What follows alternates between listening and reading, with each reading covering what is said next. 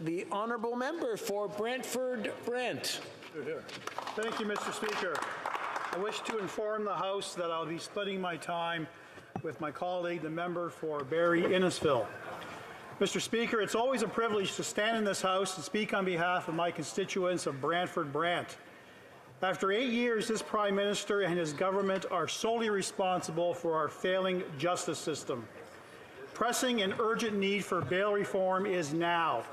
Far too often we are hearing Canadians using language such as catch and release, a revolving door, an unequal justice system to describe the state of affairs in Canadian bail courts. In my almost 2 decades of prosecuting in the trenches of our criminal justice system, I have repeatedly witnessed dangerous criminals being released on bail. I am honored to add my experience working in the criminal justice system to such an important debate. A major concern during my lawyer years was our inability to keep violent, repeat offenders off the streets and in custody where they belong. I was unable to vocally criticize the lenient bail system as a Crown attorney, so I made the decision to become a politician to effect change. This Liberal government wants Canadians to believe it has crime under control with their justice policies and that they are on the right track. I thank our Conservative leader and all my Conservative colleagues for bringing this debate into the House and for showing Canadians that this Liberal soft-on-crime agenda has broken our bail system and eroded confidence in our judicial institutions. In 2019, to codify the principles outlined in the Supreme Court of Canada case of Antic, the Liberals passed Bill C-75. Although it was intended to modernize the bail system, the effect of this legislation was to allow offenders arrested for violent crimes to be released back on the street fast enough to commit other crimes, sometimes in the same day. In fact, this was an occurrence that I routinely saw as a Crown prosecutor. I would often read Crown briefs where the accused would often laugh and brag to the arresting officers that they would be released in hours.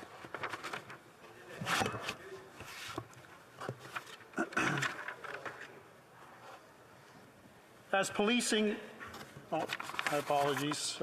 receiving numerous calls and emails from my constituents who shared their concerns about Canada's justice system, I met with the Brantford Police Chief Rob Davis and the President of the Brantford Police Association, Constable Jeremy Morton.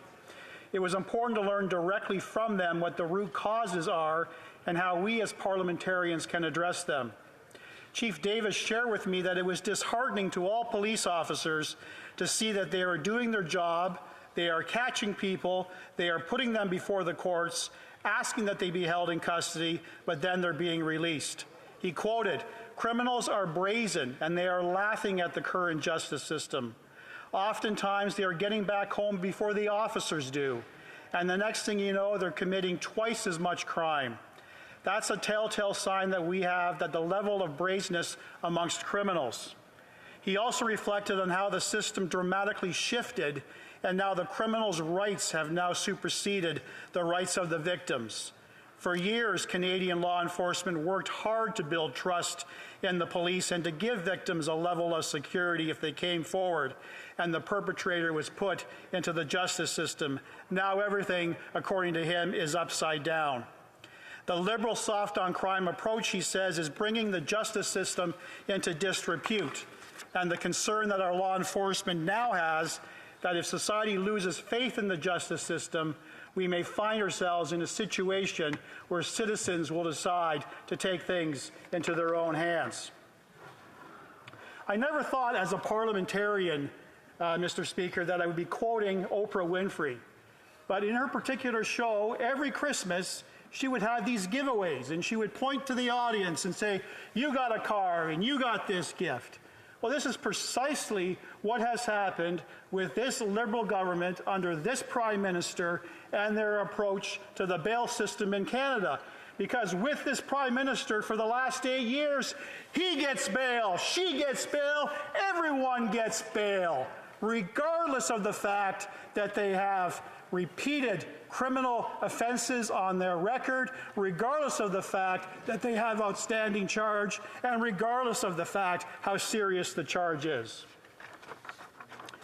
It is a statistical fact that the majority of the serious violent crimes that are committed in this country are committed by a handful of repeat offenders from across this country.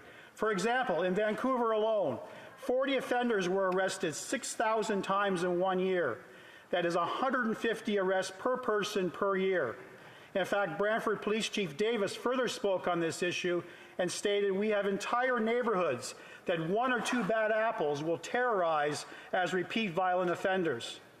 The data published by StatsCan clearly shows that between 2008 and 2014, under the Harper government, Canada witnessed an annual decrease in the crime severity index. In 2015 and onwards, this trend changed dramatically. Since the Prime Minister took office, the number of crimes has grown year after year. Violent crime up 32% in 1 year. Gang-related killings up 92% since the Liberals formed government. In 2021, there were over 2 million police-reported criminal code incidents, marking an increase of 25,000 incidents since 2020. Since the fall of 2022, 5, tragically, Canadian police officers had been killed while on duty. With hundreds of murders in 2021, 1 Canadian was murdered every 10 hours throughout the year. 2020 data shows that Canada's homicide rate is roughly double that of the UK or France and 4 times higher than that of Italy. Even though the Prime Minister and his government are claiming Bill 75 was meant to clear the backlog of people waiting for bail hearings, experts say it has done much more than that. Essentially, the government has told judges dealing with bail that they need to make sure that anyone accused of a crime was released at the earliest opportunity and on the least serious conditions. Let that sink in, Mr. Speaker. Primary consideration is for the accused, not for the victim, not for society at large. Some judges and justices of the peace feel that the bill has put shackles on them and resulted in an increase in releases, even by violent offenders. Last month, all 13 premiers sent a letter to the Prime Minister calling for amendments to keep more people in custody as they await trial. The call was supported by police chiefs, police associations, mayors, and provincial attorneys general from coast to coast to coast. Recently, the Toronto police chief opined on the issue of bail reform and argued that only judges and not JPs should be allowed to hear bail cases when serious gun charges are involved. A multi-pronged approach to bail reform is required. However, according to the Supreme Court, everyone is entitled to a speedy trial. Often it can take years to get to trial. We need to speed up the system so that when criminals show up in court, if a judge knows that they'll get a speedy trial, there may be less inclination to bail them out. The government said they were open to discussions, but since their position, the provincial justice ministers raised that issue last March, almost a year ago. Instead, the government has been busy passing Bill C-5 and 21. This January, a judge in my riding in Brantford-Brant said my hometown community is plagued by gun violence, murders caused by guns and people walking around with firearms. It never used to be as prevalent as it is today. She said, now it's an epidemic. The Crown should get tougher on offenders. To put that into perspective, the Liberals and NDP have ignored the real way that most criminals get their guns under Bill C-21. Eased bail conditions for serious violent crimes under 75, and decided to put the safety of victims at risk under Bill C-5. Conservatives have been calling to balance the justice system and bail reform for years, but the current Liberal Justice Minister and Attorney General continues to defend the current system. Mr. Speaker, a very quick primer on bail. Bail legislation reflects the fundamental principles outlined in Canada's Charter that attempt to balance the rights of the accused by upholding the presumption of innocence with public safety and confidence in the system. The law allows for people who are deemed risky to be detained, particularly for certain indictable offences or when confidence in the administration of justice would be undermined by releasing a person into the community. Canada needs bail reform now to pull back the failed views put forward by this government. We cannot continue to endanger our communities by letting repeat violent offenders walk freely on our streets and simply wait before they harm somebody. How much more blood needs to be spilled on our streets? How many more police officers need to lose their lives before this government finally acts? Thank you, Mr. Speaker. Questions et commentaires, questions and comments. The Honourable Parliamentary Secretary to the Leader of the Government in the House of Commons. Yes, thank you, Mr. Speaker. And, you know, I wanted just to make quick reference to a couple of facts that come from Stats Canada. In 2021, the violent crime rate, yes, did increase by 5%, while the property crime rates decreased 1%. Following a large decrease in 2020, the property crime rate was the lowest it has been dating back to 1965. If you take a look at the homicide murder rate, the first 3 years of Stephen Harper, 597, 614, and 611. The first full years of this administration, 616, 667, and 662.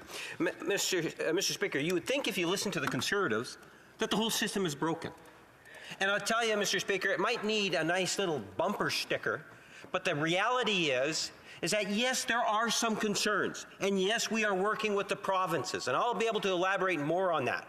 But can the member tell me opposite? Can he tell me honestly, does he believe that people on probation did not commit crimes when Stephen Harper was the Prime Minister? Like, how ludicrous is the Conservative argument today? Pretty ludicrous. The Honourable Member for Brantford-Brant. I thank the member for his question, and what's ludicrous is the proposition that he put forward. We are not talking about Stephen Harper. We are talking about this Prime Minister and this government that has broken everything under the sun in the last 8 years and is making our community less safe. Under Prime Minister Harper, you didn't have the cry of premiers of every province and territory. You didn't hear from police chiefs. You didn't hear from police unions. You didn't hear from victims crying out for justice reform. And if the member for Kingston can be quiet for a second, as I've got the floor, not the member there, then I'll continue answering the question, Mr. Speaker.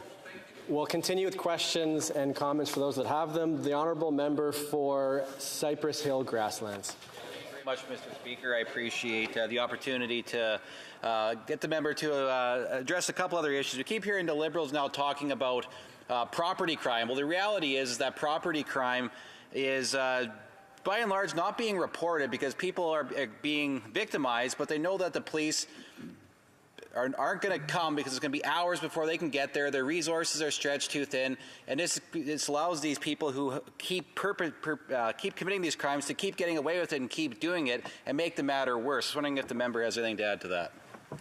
Thank my colleague for that question, and quite frankly, this is not a bill regarding property crimes, and I hear what his comments are, and I take them very seriously. But what's important here is that when I talk about a multifaceted approach, this is one aspect. This particular motion deals with one aspect alone, and that's the serious, repeat, violent offenders that routinely, from coast to coast to coast, are being released from criminal bail courts on a daily basis, causing havoc in our streets. Property crime is important, but what's more important is that this particular government finally take heed to the calls to action. This is a call to action, to quote my colleague, the member for Barrie-Innisfil, who will be talking shortly, and they need to act. L'Honorable Député de l'Abitibi. The Honourable Member for Avignon, Lamitie-Matane, Matapédia. Thank you, Mr. Speaker. It's the first time I see you in the Speaker's position. Congratulations. I'd like to thank my colleague for his speech. There are several parts of the Conservative motion we agree with. For example, the increase in violent crime in recent years. We want that to end, clearly, and the government needs to do more. There are some parts of C-75 they don't agree with. So with that in mind, I wonder why they're not proposing a bill to amend those provisions rather than using an opposition motion. I'd like to hear from my colleague on this. Is this the beginning of a strategy? Perhaps are the Conservatives thinking of tabling a bill? Member for Brantford-Brant in about 40 seconds. I thank my colleague from the bloc for that excellent question, and I'm glad to hear that she supports in principle what the Conservative opposition is proposing by way of this motion. And as I've indicated in the crux of my speech, a multifaceted approach is required ultimately when you look at the bigger picture. This is a very important first step to address that pressing, urgent need that's across this country. But to answer her question directly, yes, it's one of many.